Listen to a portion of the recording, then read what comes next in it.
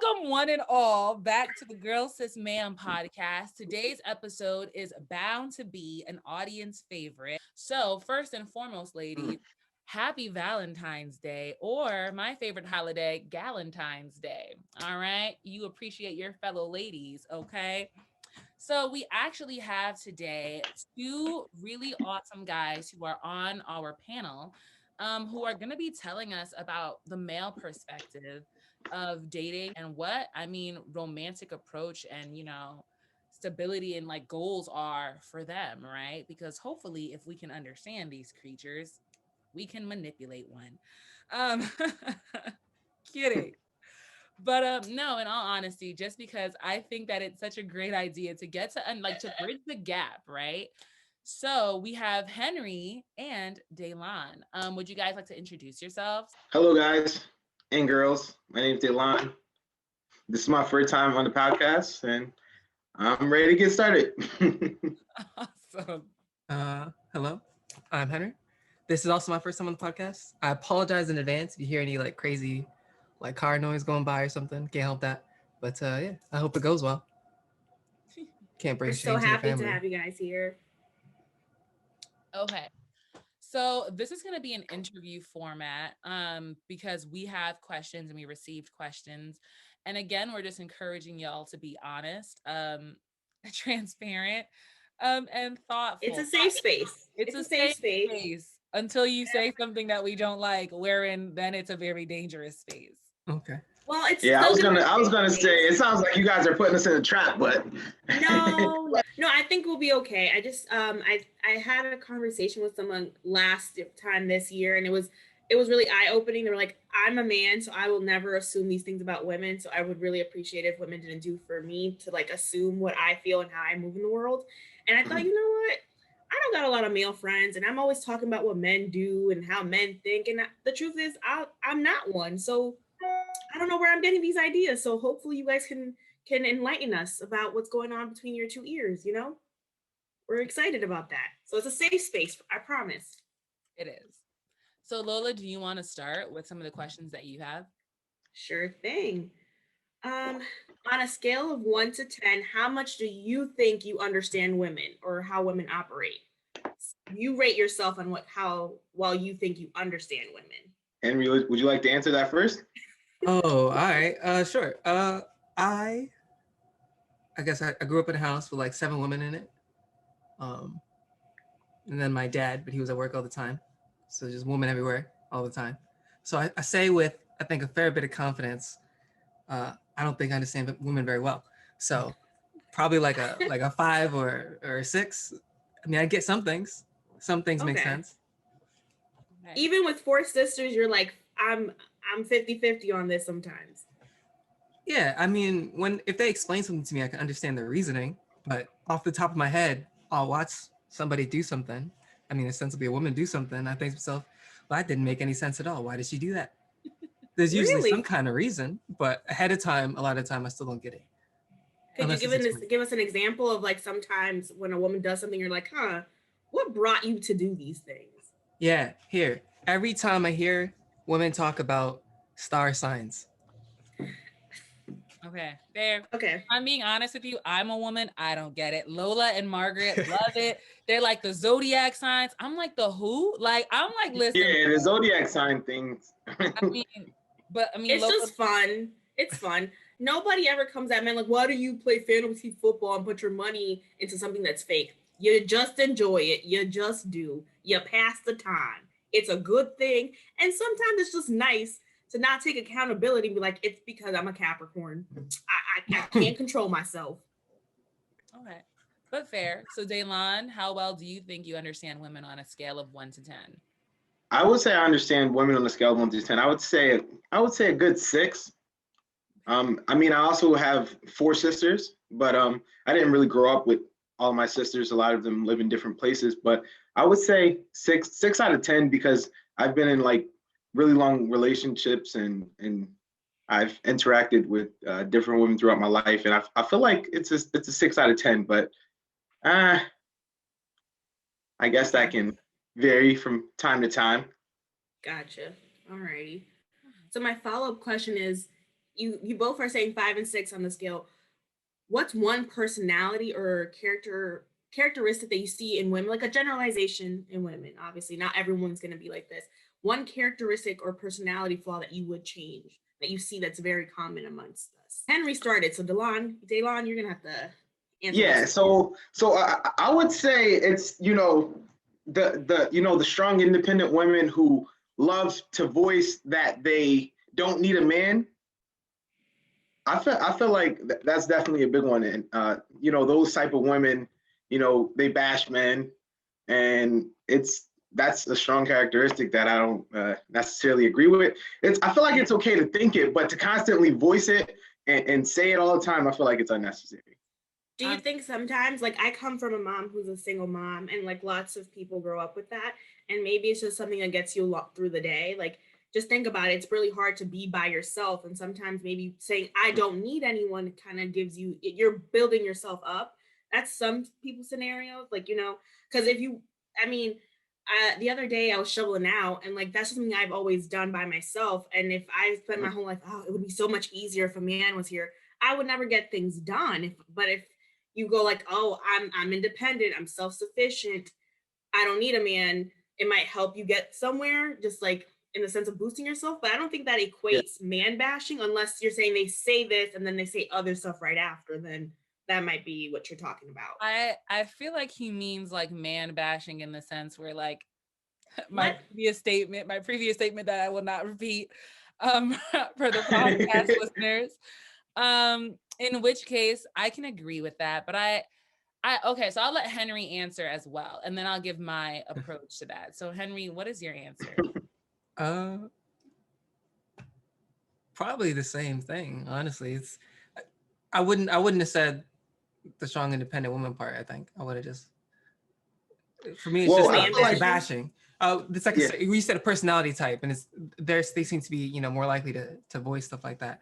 I think that was a good point, the kind of vocalization, which takes it a bit beyond ideation, right? So in saying something, it becomes true. That's interesting. At the same time, it's kind of wild to have a single conversation with someone and they accuse you of certain things simply because you are a man. That's crazy. It feels like that's crazy. Okay. I feel like I'm being personally attacked, and I'm absolutely that. I will say, and this is an interesting topic, right? And I think it's because I think that when women say that they don't need a man, it's not that they don't want a man, but literally we don't need a man. And I'm saying that because we came into the world as individuals, right?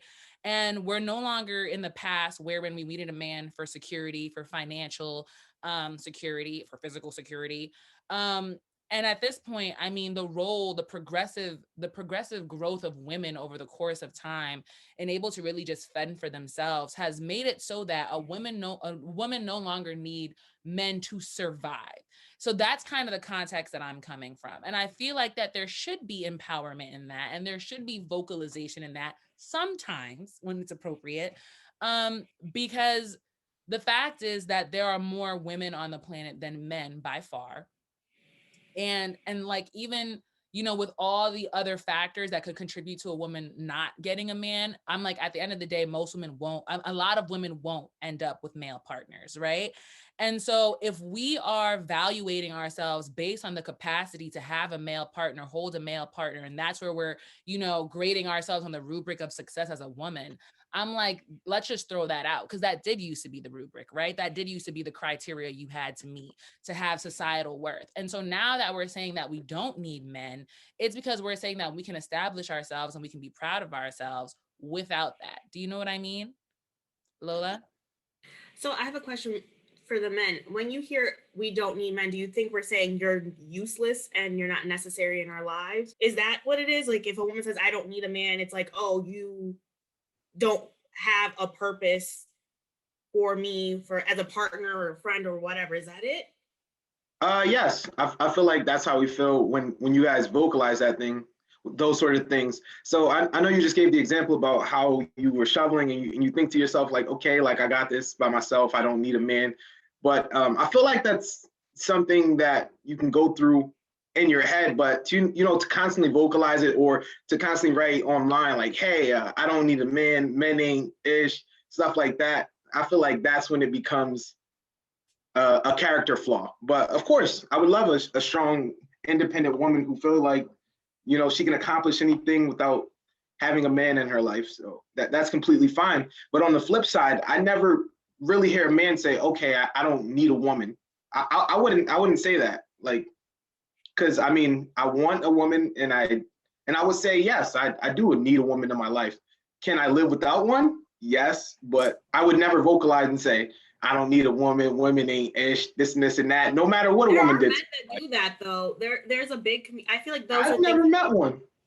Well, I mean, I'm glad that you're not hanging out with those types of people. Yeah. But if you would like, you can go on Google's, look up incel culture. There's a bunch of people on the internet. They're running rampant. Look it up. There's like a red pill. Like, it's obviously not all red pill people do this. There's a spectrum, but there is a good chunk of people who are like, women don't deserve this. Women are money. Like, there is, like, there's always going to be a spectrum of people who are like, men ain't ish, women aren't ish. And I think because you date women, that is the response you get. And because we date men, we see the other.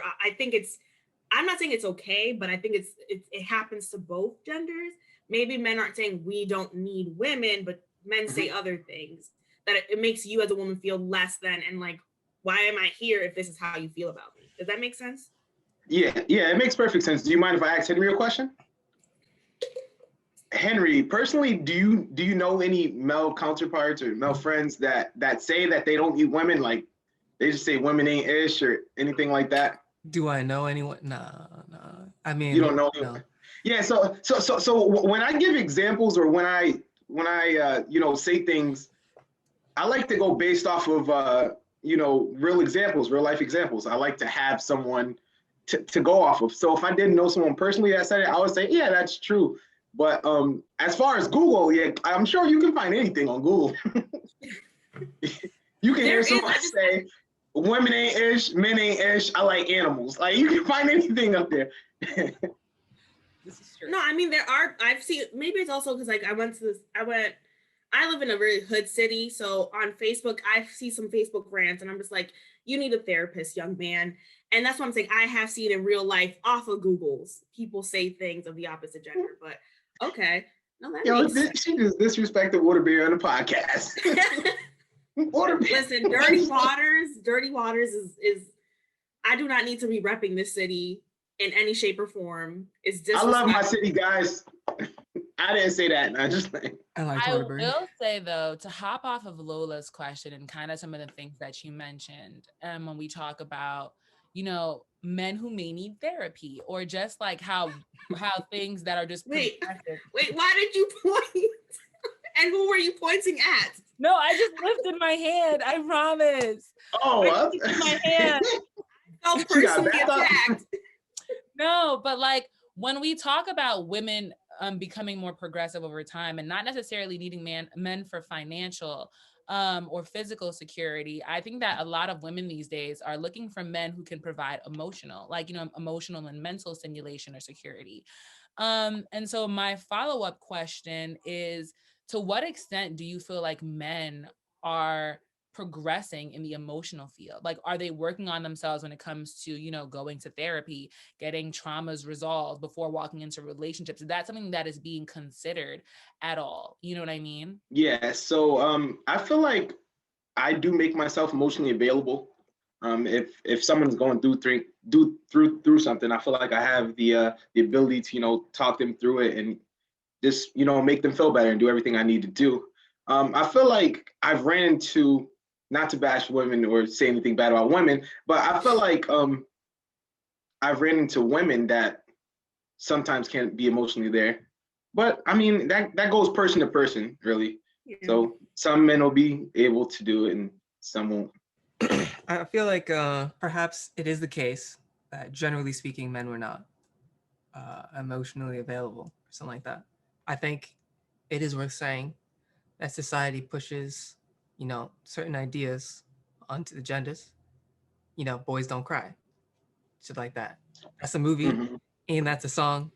And that's something that you're told when you're young, right? So you hear it. Um, at the same time, I'll cry if I want to. I don't care.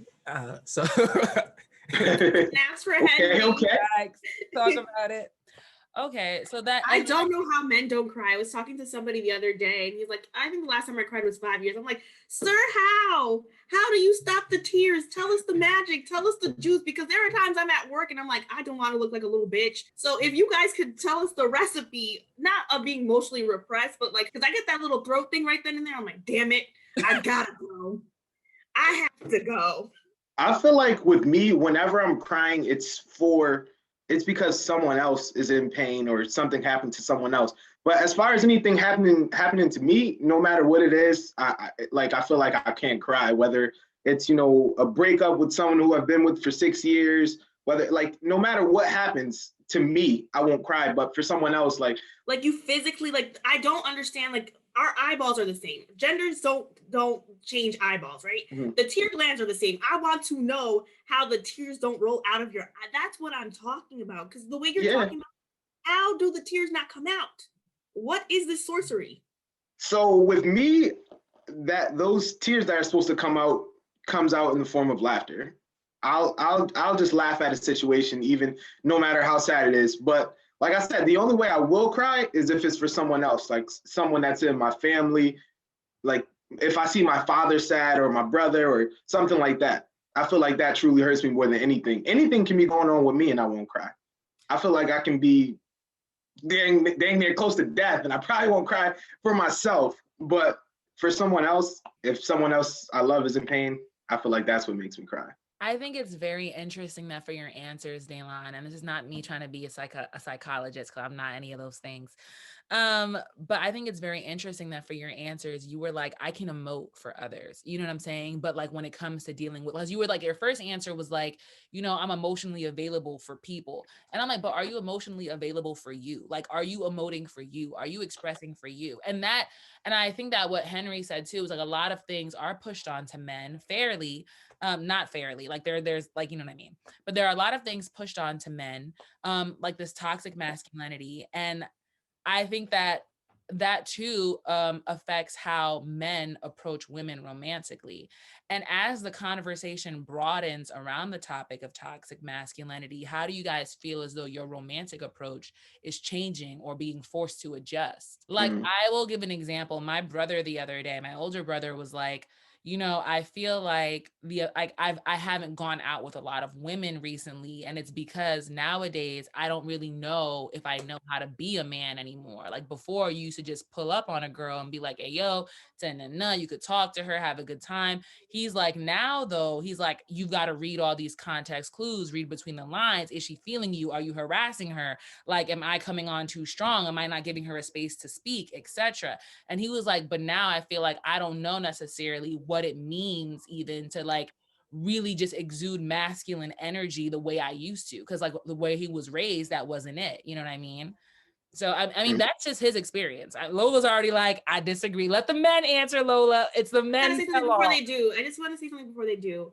I don't understand where the fork in the road is, right? Like everybody's raised the same. Like you don't talk to strangers, right? Our moms all taught us that you should be wary of people. And there's this idea that women are being mean to men because we're like, oh, they're big. Like, no, it's just like maybe, I don't know you from a hole in the wall, from a can of paint. And maybe that's why I'm just not smiling with my dimples out. That's all I'm just saying. I'm just gonna put that out there. Also, there are just mean women. Like, and it's not that women are mean. It's just there are women that happen to be mean, and they're just not nice people. And that's it. That's all I gotta say. Anyways.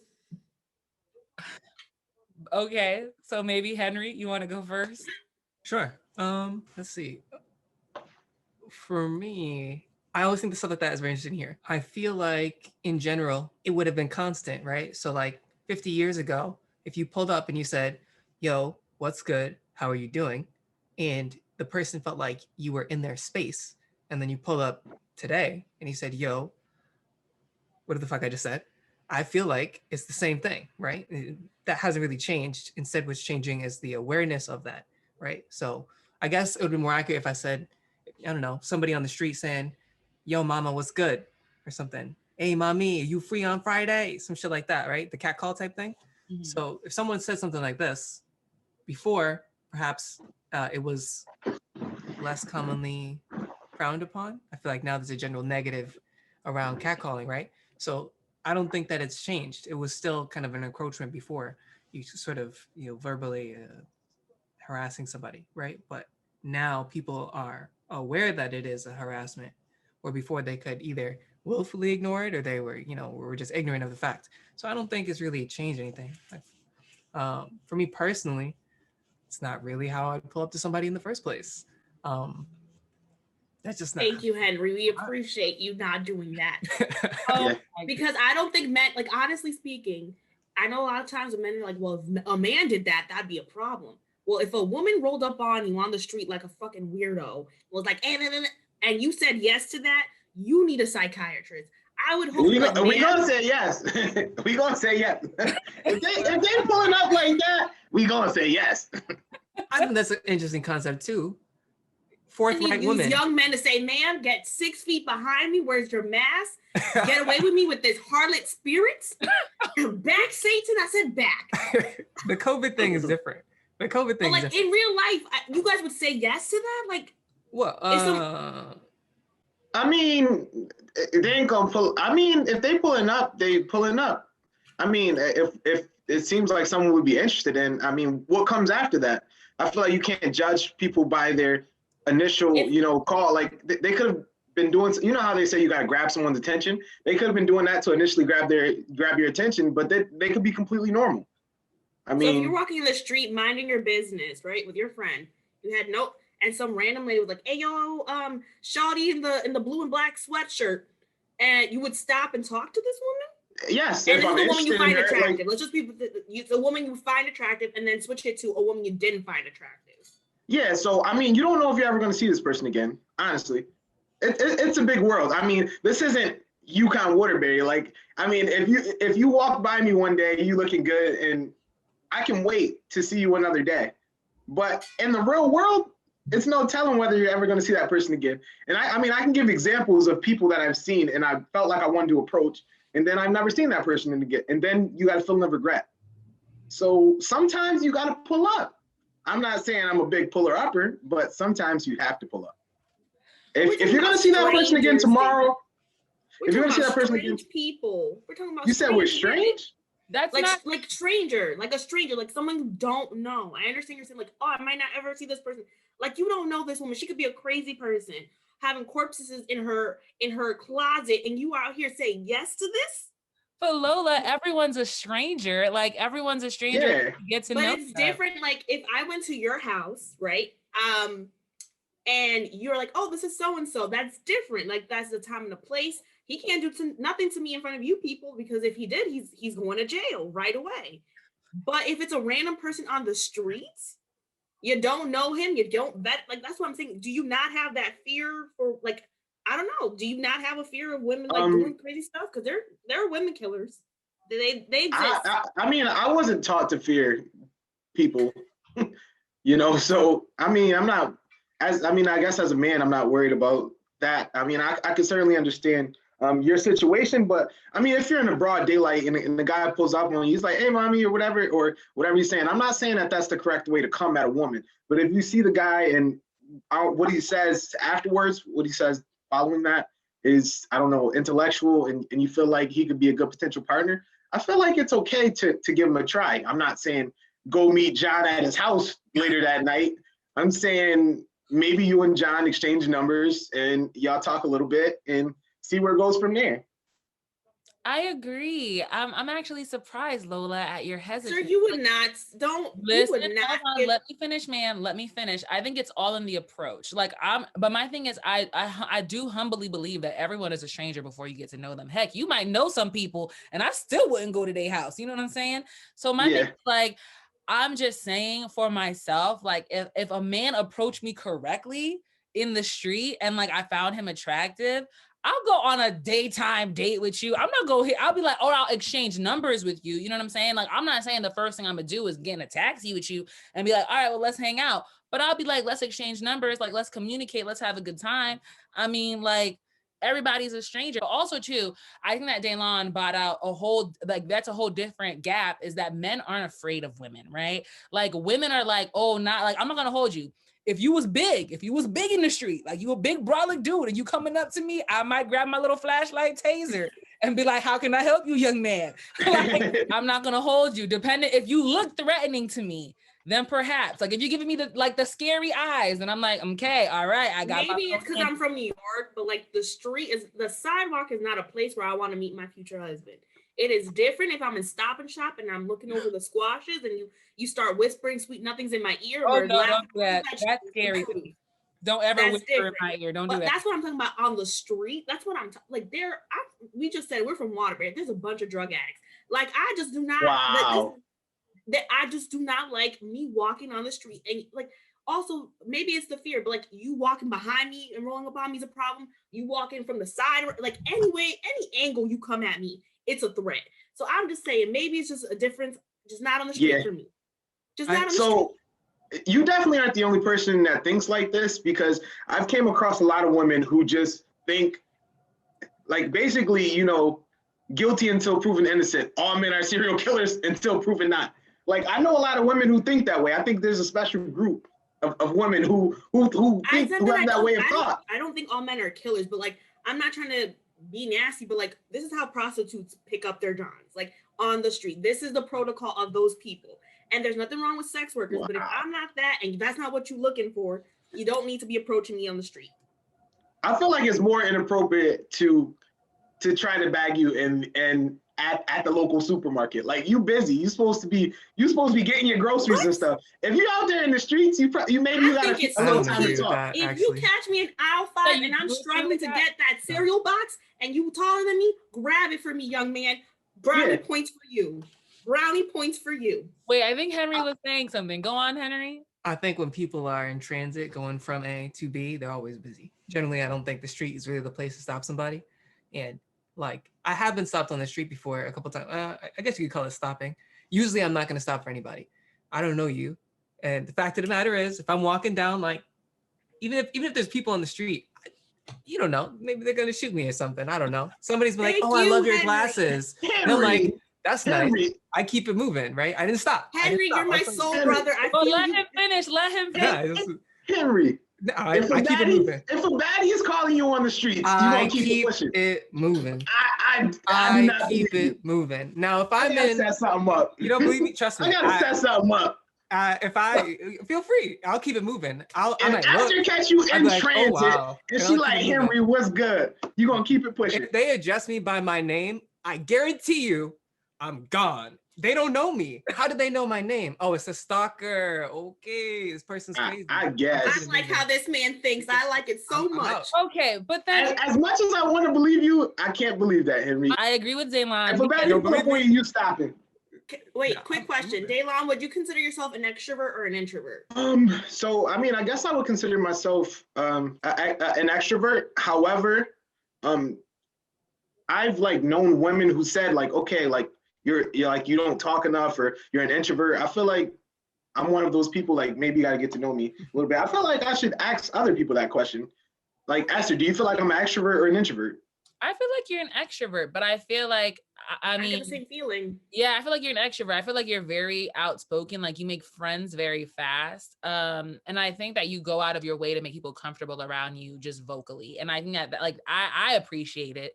Because I consider myself an extrovert. So whenever I find another extrovert, that's why you two agree. Like, something in my soul tells me that Henry is an introvert like myself. And this makes sense now. And it's not a man and woman thing.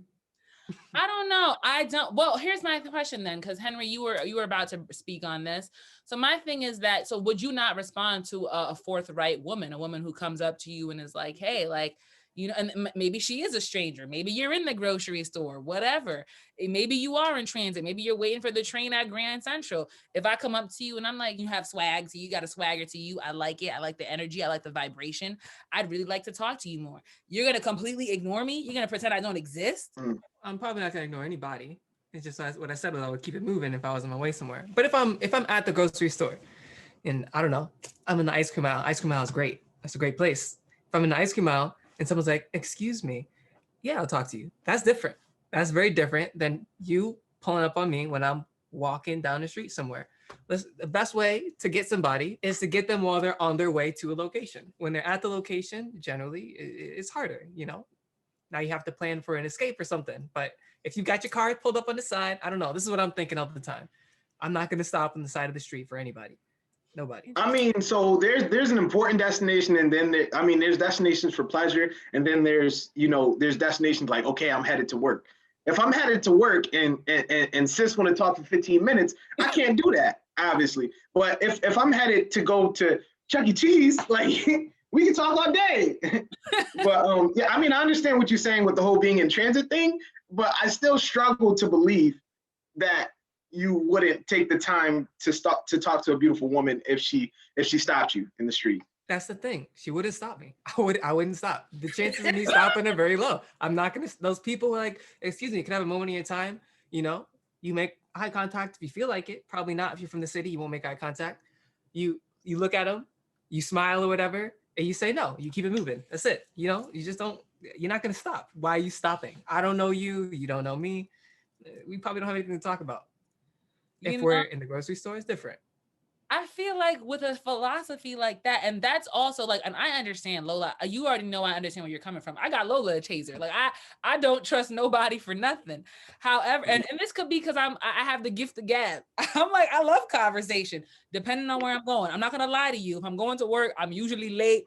I'll run you over. Don't stop. Don't stop me now. Don't get in my way. I got places to be.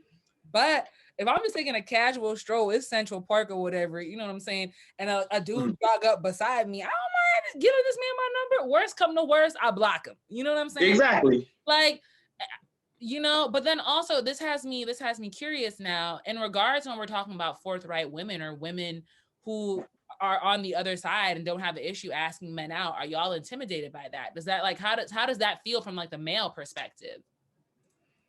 I've yet to see it. I see that shit in movies. I was watching some movie. Some girl put her foot up in some dude's lap. The guy's like, "What are you doing?" She said, "I'm trying to get a foot massage." Hit me with that. I was like, "Oh, okay." Wow, that was it's forward. Okay. That was very forward and inappropriate, young lady. Yeah. Well, that was at like a nightclub or something. Like, in context, like, it wasn't super crazy. But I don't necessarily mean that scenario, but the idea of somebody being forward or something, I mean, that's fine. One might argue that the person who told me on the street, "I like your glasses," was being forward. Shit like that, sure. But like, that's not the place for me, I guess. But in terms of somebody being forward, am I intimidated? No, I don't have a problem with that. If somebody reached out, they said something to me first, something like that, that's fine. I think, honestly, the idea of men having to go out and initiate makes me feel a lot of the time like a predator, not a creepy predator. I mean, literally, like I'm hunting for women. I go to the location, I lay in wait, you know, maybe it's a nightclub. I look for, you know, let's say I was hunting deer or something, right? You're trying to find one with big antlers, right? Well, with women, I'm trying to find one with an oversized rump, we'll say, right? You talking about that cake? Okay. Oh, I'm like, I see one. All right. Now I got to make sure all my gear's in check, right? So is my gun loaded? Am I looking fly? You know, all right. And now you execute, right? You go shoot your shot. It's 2021. Okay. That's how I feel. I'm hunting. I feel like a predator, which makes women prey. And I feel like that's kind of the scenario that gets shopped at people. And then I kind of understand why people feel frightened. I just described women in general as prey. And I don't know if that's a good thing. Noted. I'm glad you noted that, but I'm glad to hear that. I feel like you wouldn't be intimidated. I feel like it varies though. Like, let's be honest. If it's a woman you find attractive and she pulls up to you, of course you're like, oh, I'll go on a date with you, or I'll exchange numbers, whatever. If it's a woman you don't find attractive, I mean, like what is that forthright then? Look, then is that harassment? Because I've heard, this is the men's argument, at least that I've heard from my experience. A lot of men that I know go, you know, if a woman finds a man attractive and he pulls up on her, it's not harassment. But let a man she doesn't find attractive, you know, follow her around the grocery store, be like, "Hey, I'm interested in getting to know you." Immediately, it's like harassment. I'm scared. Yeah. And I feel like, if I'm being honest, like, to some extent, that's very true. So I feel like it might be the same for men, right? You were saying something, Dalan? Oh, well, I was gonna say, I feel like if a woman who pulled up on me that I didn't find attractive, like if she just pulled up on me, I feel like I would still talk to her and, give her some time, because I feel like that's what I would want somebody to do with me. I definitely wouldn't disrespect her in any sort of way and just be like, hey, get out of my face or something like that. When I say pulling up, I think about it like as if like I'm in a club. Like, let's say if I'm in a club, a girl pull up on me and I don't find her that attractive, I may still dance with her just because like we're in a club. Like, let's just have fun. Like, it's not like that conversation is gonna hurt me. And I feel like I'm all for, like, if you can do something small, like something small for yourself that will make someone else happy, I feel like you should do it. Like, maybe she found me really attractive, so she pulled up on me.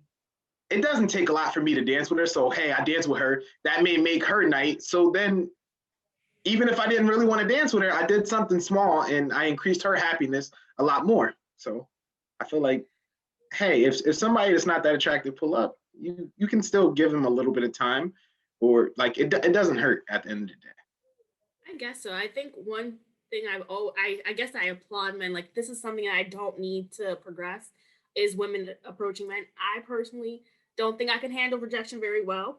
I would like, if I tried to roll up on a man, he was like, no, thank you, I would just crawl into a hole and die, and that would be the end of me. So I think maybe I'm happy that this sexist little gender norm exists. But so how do you guys handle rejection when you do try to shoot your shot? Like, is it depending on how you got rejected? What is a form of disrespectful rejection versus like a more respectful form based on your experience? I feel like disrespect is usually obvious.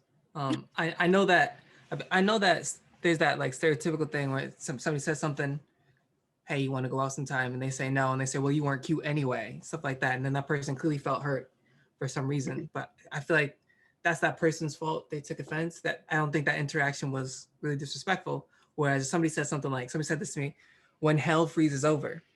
See, that's disrespectful. You didn't have to say that. You could have said no. We all would have been okay. That's just mean. Right. That's what I'm saying. Right. I feel like generally it's pretty clear when someone means to be disrespectful. Somebody just says, no, thank you. No, I'm not interested. No, I'm busy. There's nothing wrong with that. All those, it's a no. The person didn't say anything trying to hurt your feelings or something. So it's whatever. How do I handle rejection? I just, generally, I keep it moving. Does it sting? Does it sting? Have you ever cried? Because somebody said no? so like a date? Nah. No? I understand Lola's perspective. I'm not gonna hold you. I wouldn't crawl into a hole and die. But I'm a definitely stiffen the neck after that rejection. I'm like, oh. I do feel like, I will say, Henry, that women do a lot sometimes in regards to saying no. Like I had to correct myself in some situations. But there are men who don't, like, they hear a nice no and they hear, I'm slightly closing the door with a little bit of it open. And if you push hard enough, it will open for you, young man. Like, I've seen it happen. You're like, no. And they're like, okay, well, I'm going to ask again. And then you're like, no. And then when you get real nasty with them is when they're like, oh, she meant it. I'm not condoning being mean. I'm just saying, I've noticed it as well. Sometimes, if it's said with a smile, sometimes it doesn't feel like a hard no. I think everything needs to be taken in context. If a situation happens like that where you say in a polite way, no, I'm not interested, but they're not getting the message, then maybe you shut it down more firmly. Again, you said you don't have to be rude from there, you don't have to be mean or anything from there, but you have to make it clear, maybe without a smile or something like that. I think it's worth mentioning, though, that for men, sometimes, a lot of the time, I would argue, it's a volume game, all right? You might take a lot of shots, not that many shots are going to hit, all right? So you can't get hung up because one person said no. And actually, in response to something Dalan said earlier, you said something about being in the club, maybe you're not that attracted to somebody, but you dance with them anyway, maybe it makes their night, but nothing's going to happen from there. I thought that was really interesting because maybe now they think that you are attracted to them. And then at the end of the night or after the dance, whatever, you're like, ooh, I'm about to leave. Sorry, deuces. And maybe that person does feel her afterward. I don't know. Me personally, if somebody pulled up to me and I didn't find them attractive, I'm not gonna dance with you. That's all. I'm just gonna from the jump just be like, no. Yeah. Sorry. I mean, well, I go off like, treat others how you would want to be treated. To answer their other question, like as far as rejection, I'm gonna go back to the club situation because in the club that's when you get either rejected the most or accepted the most. Some girls are gonna say yes to a dance, some girls are gonna say no. When you're in the club, you approach a whole lot of women. So I think as far as rejection, it goes by how they answer, how they reject you. Some women will say no, thank you. Other women will be like, oh, I gotta pee, or like I feel like if you're making up an excuse to like why you can't dance, like you should have just said no. Like I'm perfectly fine with the no. My father always told me the worst people can say is no, which actually isn't quite true. But but I'm completely fine with getting a no. And even in life, if I pull up on you and I get a no, I'm not gonna hold any resentment towards you or feel any type of way towards you. It all depends though, like on how you say the no. But I'm not gonna be mad at the end of the day. But it's just the level of respect I have for you after you answer the question or how you answer the questions. But yeah, if a girl pull up on me at the club, she's not that attractive, yeah, I'll dance with her. And if afterwards she wants to move on from there, that's when I would have to show her that I'm not as interested as she may think, I guess. Hey y'all, thanks for tuning in to today's episode of the Girl Sis Man Podcast. Part 2 of this episode drops next week at the same time and the same place. So be sure to subscribe to our YouTube channel, the Girl Sis Man Podcast, where we also invite you to like and comment. Also, don't forget to follow us on Instagram at the GSM Podcast. So until next time, hang tight, laugh loud, and lean in.